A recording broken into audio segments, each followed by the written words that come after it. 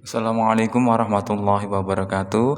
Pada kesempatan kali ini izinkan saya Alfian Kodri Azizi SHIMH untuk melakukan presentasi proposal terkait dengan buku Ajar Hukum Acara Perdata yang saya berikan judul tentang teori-teori hukum acara perdata di Indonesia.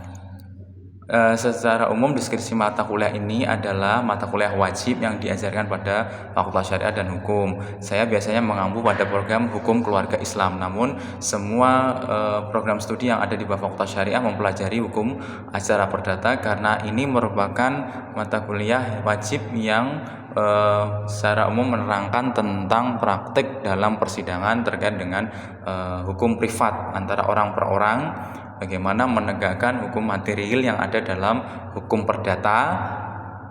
Selanjutnya, mata kuliah ini mempelajari tentang prosedur dalam persidangan, kemudian pengertian, sumber-sumber, asas-asas hukum, kemudian kompetensi mengadili, cara mengajukan gugatan, hak atau tuntutan hak dalam peradilan perdata, kemudian pemeriksaan, alat bukti, kemudian format putusan, rangkaian kemudian pengambilan keputusan, upaya hukum, dan pelaksanaan putusan atau eksekusi. Ya, pendekatan yang digunakan adalah pendekatan normatif yang bersumber dari aturan-aturan hukum yang masih dipakai dalam perundang-undangan Indonesia, karena disebabkan belum ada produk hukum yang mengatur secara lengkap aturan tentang acara perdata, sehingga beberapa aturannya masih diambil dicuplik dari HR, RBG, RV, BW, BVK, dan undang-undang, contohnya undang-undang perkawinan, undang-undang advokat, jurisprudensi, perma, perjanjian internasional, doktrin, dan adat kebiasaan. Urgensi mata kuliah adalah mata kuliah hukum acara perdata penting untuk membekali mahasiswa sehingga mereka nanti siap dalam menjadi praktisi hukum seperti hakim, advokat, jurusita, paralegal, konsultan hukum, dan sebagainya.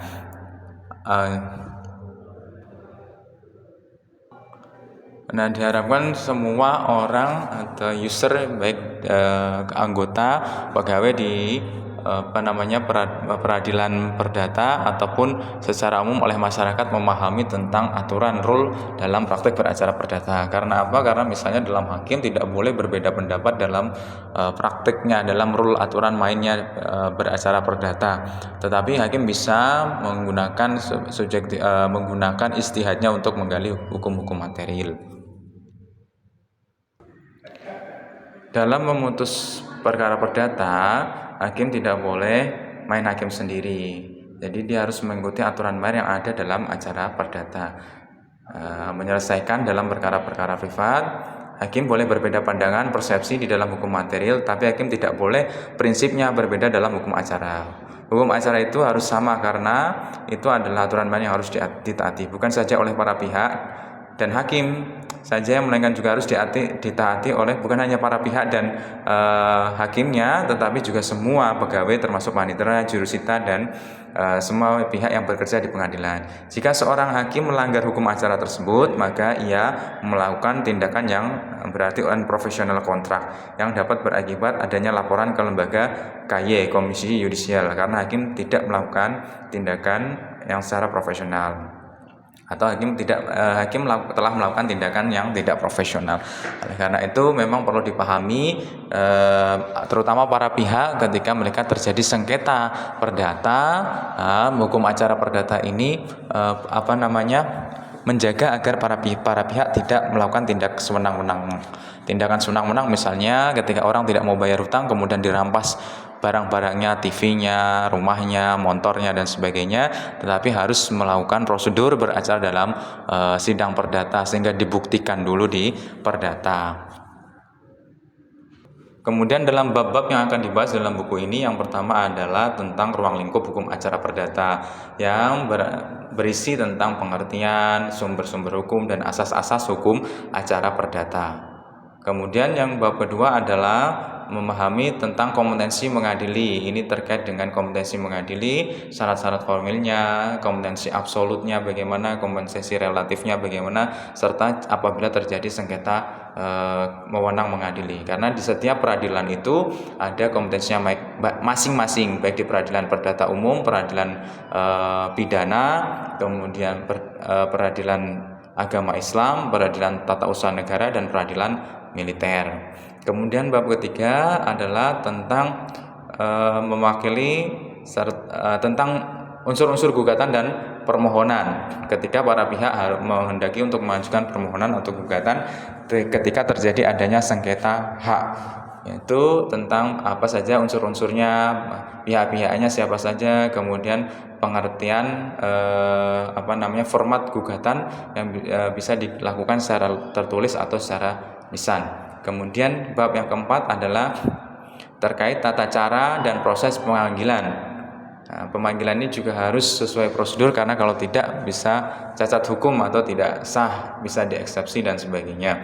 Jadi definisi pemanggilan, apa saja tahap-tahap permulaan yang harus dilakukan sebelum pemanggilan, kemudian proses atau tahapan dalam pemanggilan para pihak. Kemudian bab selanjutnya adalah proses mediasi. Ya, mediasi ini adalah satu upaya hukum yang dilakukan sebelum memeriksa perkara dengan cara mendamaikan para pihak agar para pihak itu mendapatkan suatu kesepakatan. Jadi tidak hanya orang menang atau kalah, tetapi ada nilai keadilan yang dirasakan oleh kedua belah pihak sehingga mencapai sebuah kesepakatan win-win solution. Kemudian yang selanjutnya adalah tata cara proses first take atau ketidakhadirannya tergugat. Bagaimana ketika tergugat dipanggil secara patut sah berturut-turut tapi dia tidak hadir. Makanya ini juga perlu diatur sehingga pihaknya nanti yang tidak hadir, kalau dia ingin melakukan upaya hukum verzet, maka dia memiliki hak-hak tersebut.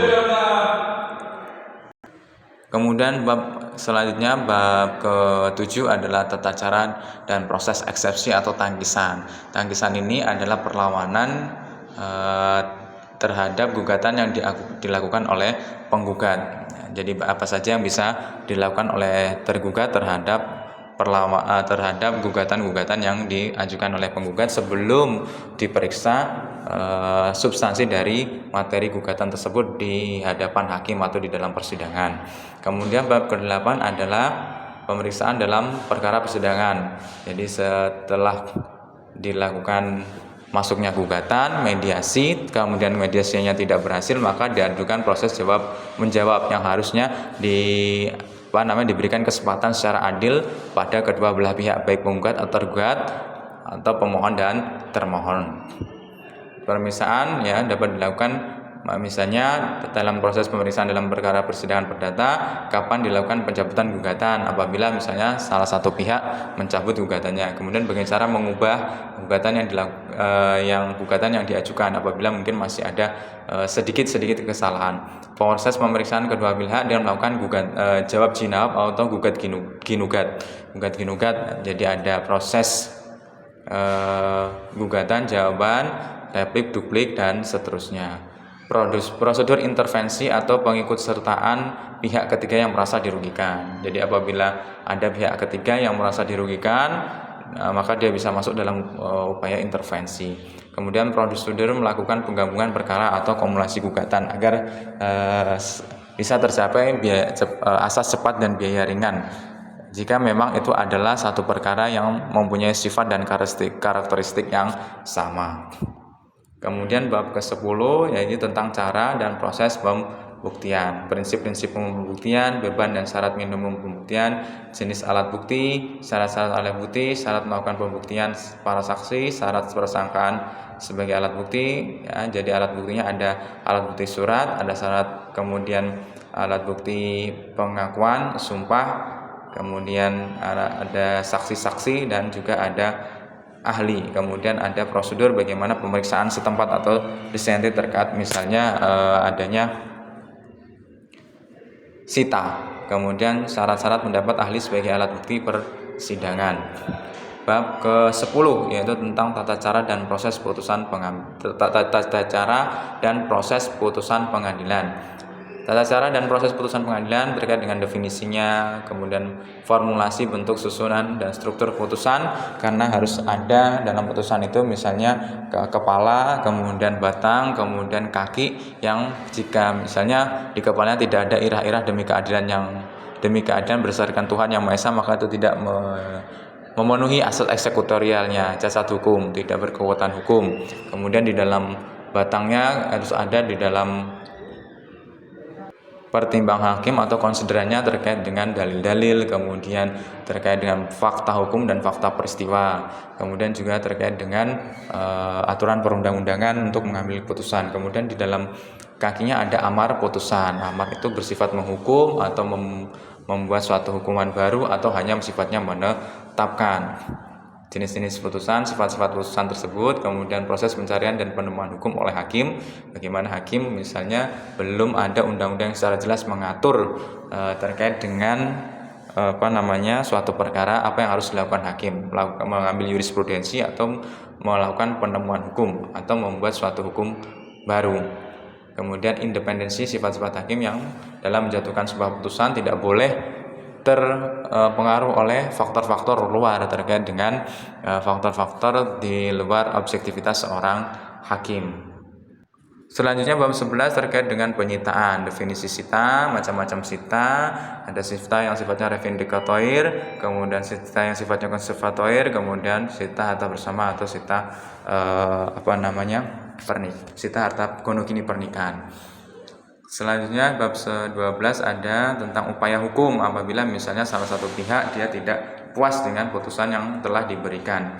Ya, ada perlawanan, verset, ya ada denden verzet juga, ada banding, ada kasasi, ada peninjauan kembali, perlawanan pihak ketiga atau denden verzet itu ada verzet dan sebagainya. Upaya-upaya hukum ini juga untuk memberikan rasa keadilan bagi para pihak yang menginginkan untuk hak-haknya terpenuhi.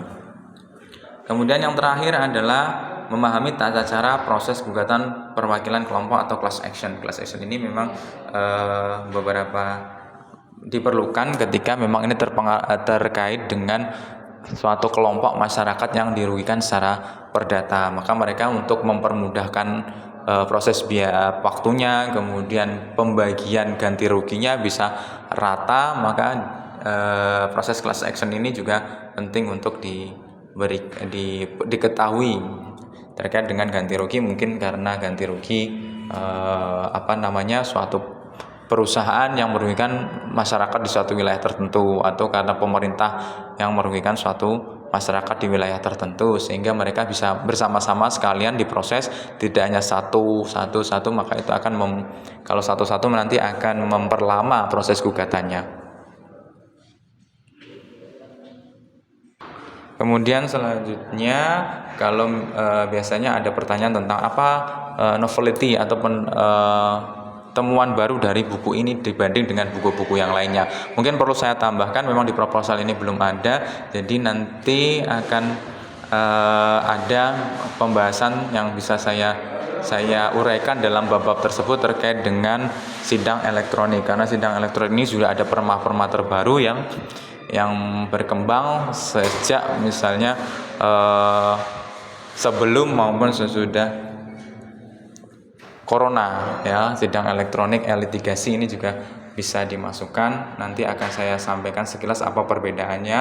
Kemudian yang kedua terkait dengan misalnya kalau di UIN Wali Songo Semarang ada satu paradigma tentang unity of science. Jadi meskipun ini sumber-sumber hukum acara perdata ini terambil dari hukum barat, tetapi ada nilai-nilai moral sehingga semua penegak hukum, baik hakim maupun advokat, pengacara dan sebagainya, itu tetap pada koridor untuk mencapai nilai-nilai keadilan dalam Islam, sehingga tidak mudah untuk dipengaruhi misalnya dengan cara-cara yang curang, mafia hukum, kemudian suap dan sebagainya. Sehingga itu penting untuk dipahami oleh seluruh mahasiswa, terutama Universitas Islam Negeri Wali Songo.